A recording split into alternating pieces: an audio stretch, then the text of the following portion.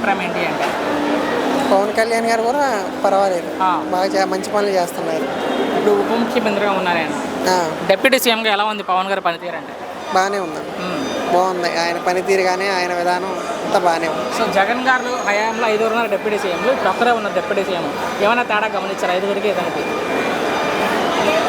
తేడా అంటే ఇంతకుముందు ప్రభుత్వం అంటే ఈ ప్రభుత్వంలోనే చాలా పర్వాలేదు. అంటే పవన్ గారు మనకు తెలిసిన సినిమా హీరో, సినిమాల్లోంచి రాజకీయాల్లోకి వచ్చారు, ఏదో చేద్దాం ప్రజలకి.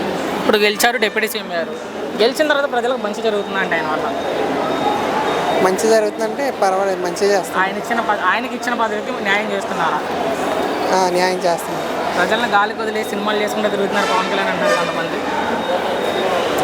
ఏమోనన్నా మరి మనకి. అది మీరేమనుకుంటారు? ఆయన సినిమాలు చేయాలనుకుంటున్నారా, రాజకీయాలు ఉండాలనుకుంటున్నారా, రెండు చేయాలనుకుంటున్నారా? రాజకీయాల కంటే ముందు సినిమాలలోనే ఆయన హీరో కదా. అవును, అటు ఆయన ఇంట్రెస్ట్ అది. ఓకే. ఇదే ఆయన సాధ్యమైనంత వరకు సినిమాలు చేసుకుంటే చూసుకుందామని. ఓకే. చివరికి ఇబ్బంది పెట్టను, భవిష్యత్తులో ముఖ్యమంత్రి అవకాశం ఎంతవరకు ఉండొచ్చు? చివరి ప్రశ్న. పవన్ కళ్యాణ్ గారు ఉండొచ్చు అన్న. ఉండొచ్చు. ఎందుకు అనుకుంటున్నారు ఉండొచ్చు అని? ఉద్దేశం ఉండబట్టేగా ఆయన వచ్చింది. ఓకే. చివరిగా ఒక్క మాటలో మీ అభిప్రాయం ఏంటి అంటే పవన్ కళ్యాణ్ గారి మీద? పవన్ కళ్యాణ్ గారి మీద అంటే మా అభిప్రాయం ఏముంది, పర్వాలేదు, అంతా మంచిగా చేస్తున్నారు. Thank you.